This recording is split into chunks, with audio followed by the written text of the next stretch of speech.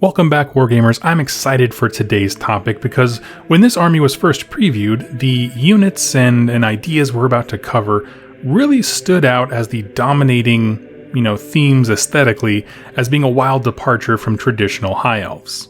And today we're going to talk about the Alarith, a very specialized niche within the Realm Lords. We'll talk about their background, the units here, and explain what the giant mountain cows are and what they want.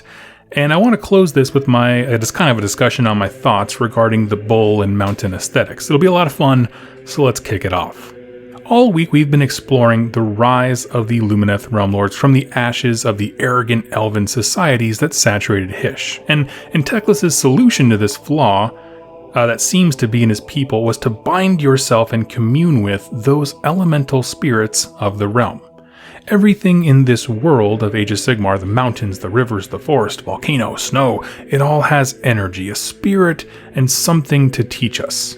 It's a way for the elves, who seem to be very prone to obsessive and overlearning and that kind of stuff, to really dive in and attach itself to that natural instinct, to something solid, right? Something that they can spend an eternity learning from without corruption or failure. The realms themselves are the salvation of the elves. And while the book leaves it open for the Lumineth Realm Lords to bind with most any natural formation or part of the environment, we get rules specifically for 1. Mountains. The Alarith are the Lumineth Realm Lords who have dedicated lifetimes to studying and surviving the vast mountain ranges of Hysh. And there's a lot of room left open for future releases to kind of bolt on units that focus on other elemental aspects of nature for sure. And I'm excited to see them, but I'm glad they started with mountains. Because lore-wise, when Teclis is teaching these people, these lessons, they're in a state of panic, right? Everything has fallen apart. The Spirefall has just gone down. Demons of Slaanesh are pouring in. The Necroquake is not far off. All the civilization they had built was swept away in a short period of time, relatively speaking. What they needed was stability. And that is essentially the appealing the mountain spirits. And what the mountain spirits brought was tranquility, even keel personalities, and be able to, handle your situation stoically. But the journey to communing with the spirits of the mountains was not easy, as we will see as we cover the 2 elven units in this section. First up is the Alarith Stone Mage. We said in the video that the great nations of Emetrica was the first to adopt this new Teclian teaching of binding to the realms, and their nation is dominated by vast mountain ranges, so it really makes sense that this is the origin point of most Alarith. But appealing to the mountains was not easy. The level of destruction that the elves had caused to the environment cannot be understated.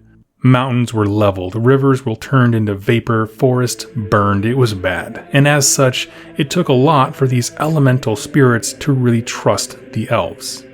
Many who took this new lesson from Teclis went to the mountains and were immediately killed. They just died. But some survived. They made this discipline to climb the mountain peaks, carrying nothing with them as they went, all the while singing songs of lament and asking forgiveness, and painted works of beautiful art along the mountain walls. And like I said, while many did die, in time, the spirits began to see the genuine lament of the elves, and their rage relented. As would-be supplicants fell from dehydration or hunger, the mountain would bring rain or algae to sustain them. The elf took only what was necessary, an act showing gratitude and, of course, self-restraint. It is from these first pioneers that the ranks of the Stone Mages were formed. With the mountain's blessing, the spiritual bond was formed between the elf and the natural spirits of the realms. And many lessons were taught, highlighting what the mountain wanted to share. Like I said before, stoicism, patience, endurance, strength. And while tapping into these geomantic powers offered rest and comfort to the soul, they were also found to be deadly on the battlefield. Where many disciplines of binding to the realms had the end goal of becoming ethereal, that is to say, to transcend past the need for a body and become a true spirit with the realms, the Alarith walked a different path, learning to channel their power to turn themselves into living, breathing stone, at nothing more than a thought. A stone mage can turn himself and his entourage into an immovable rock, an anchor in reality, just as the mountains who taught them are. The Alarith stone mage is the part teacher, part battle mage, but at its core, they're still just a student of the realms. To see a stone mage in battle is to see the perfect balance, a true hybrid of elf and realm. And alongside with them are the Alarith Stone Guard. And if the stone mages are the teachers and the scholars of these mountain temples, then the Stone Guard are its standing army. It is said that a Stone Guard soldier is so closely bound to the realm that they can stand guard for years, even decades, without moving. The power of the mountain channeled through them sustains them without food or water. They stand immobile, guarding the entry to these great temples of learning, ensuring that the place remains untouched by any who would foul it.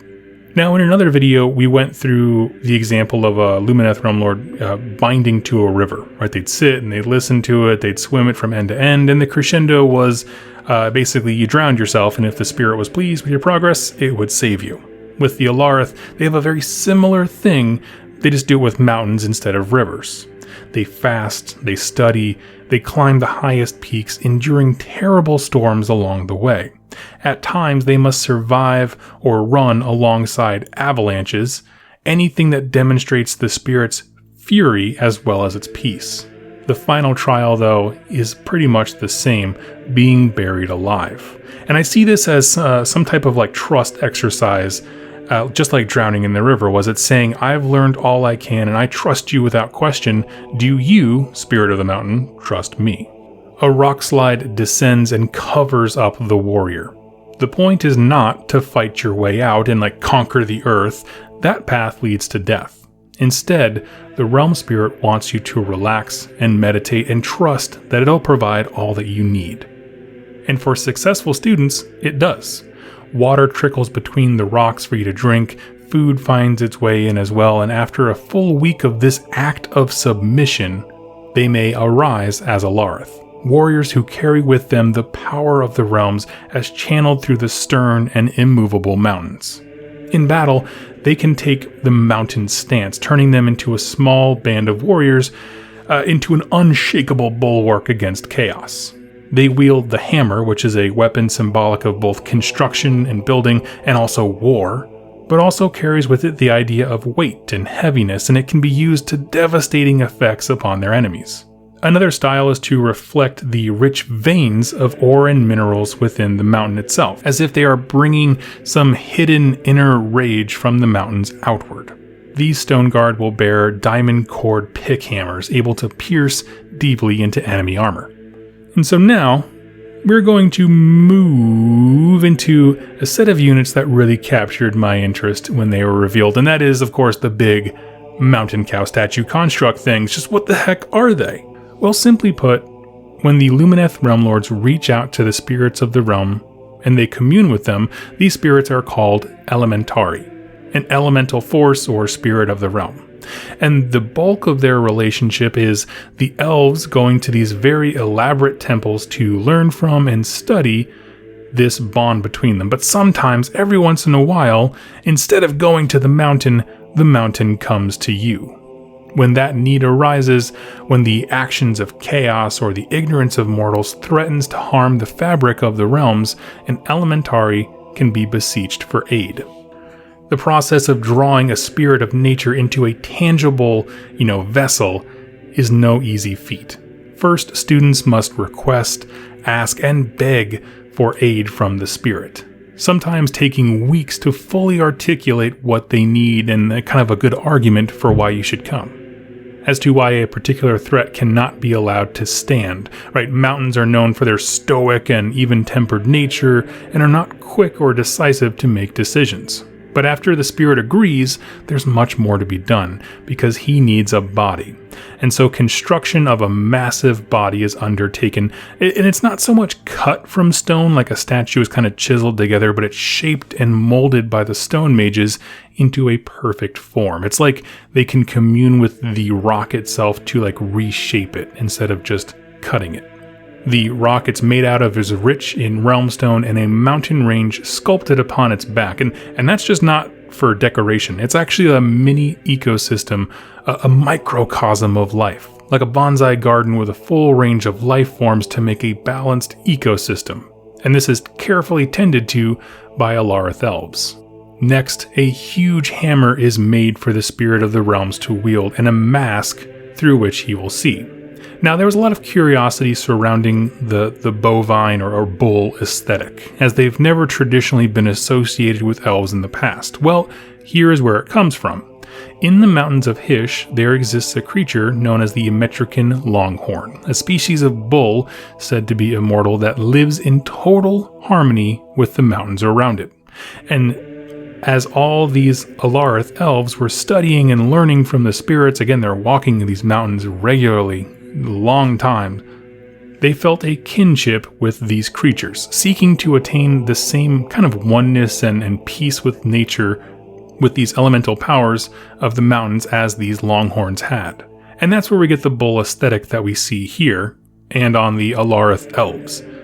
They saw an animal that was the pinnacle in their mind of connection to the element that they're focusing on and ran with it. And so I imagine if they ever came out with a new wave of units that focused on like water, we would have, fishy aesthetics in those troops.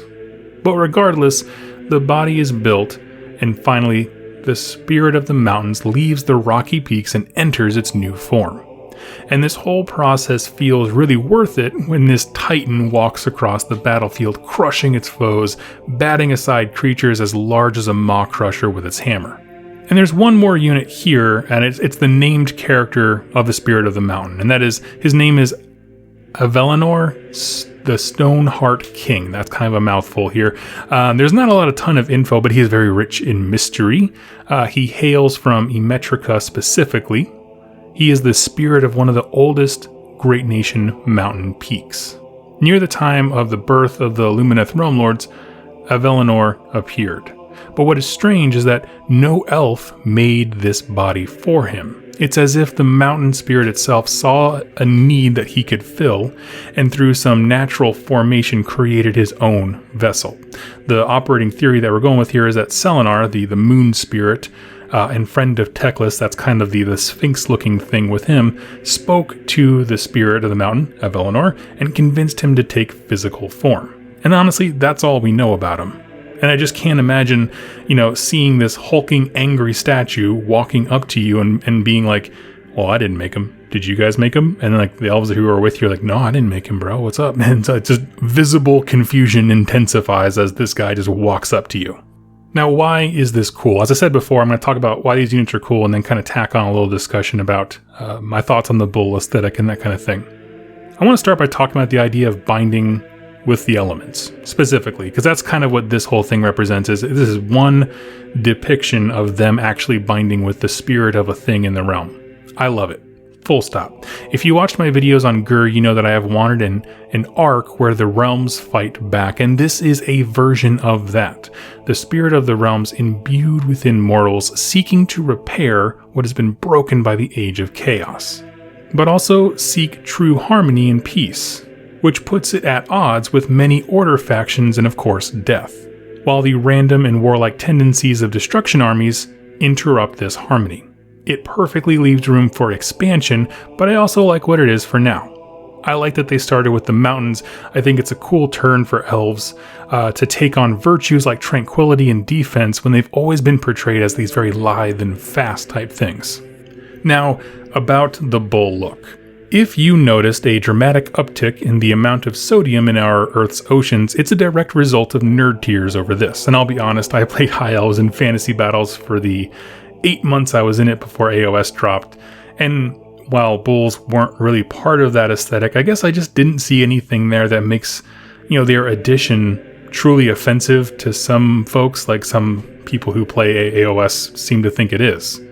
I'm not sure I would have gone with a bull specifically, but I do like the idea of saying, I want to be in as much harmony with the spirit as possible, looking around to see if it's been done, and to emulate and take on aspects of creatures that are already doing it. This is a creature that for whatever reason embodies peaceful ecosystems and that slice of the realm. They don't worship the bull, it's just a symbol. It could just as easily have been a mountain goat or a mountain lion or a bear or an eagle.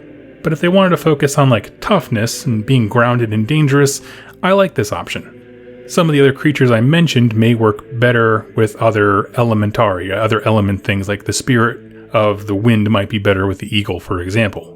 But I love the Alarith for what they are, a specific sect of the Lumineth with a very specific devotion.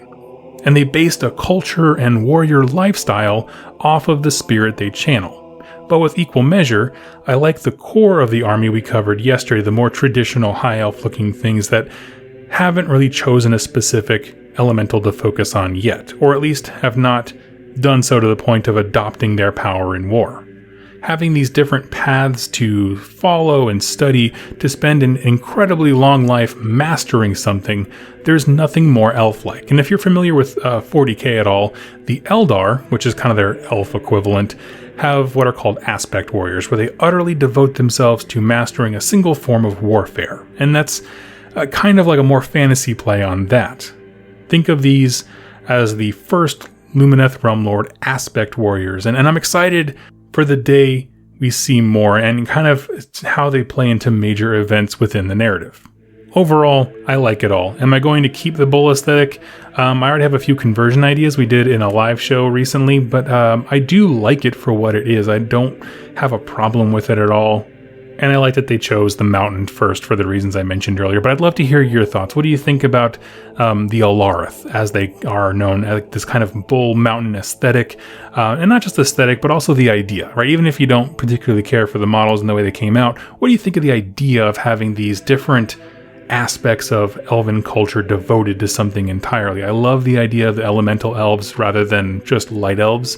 I think that is really cool, and I'd love to hear your thoughts in the comments below. Thank you all so much for watching and listening, and I'll catch you in my next Age of Sigmar lore video. Happy wargaming. Hey everybody, I hope you enjoyed that video. It was made possible by the folks over here to the left. These are my top supporters over here on YouTube and on Patreon that keep this channel going. If you'd like to learn more about how to become a supporter and get some cool things in the process, like exclusive pictures and interactions with me, and get your questions answered here on the channel, go ahead and click any of the links down below or the join button on the community page over on YouTube.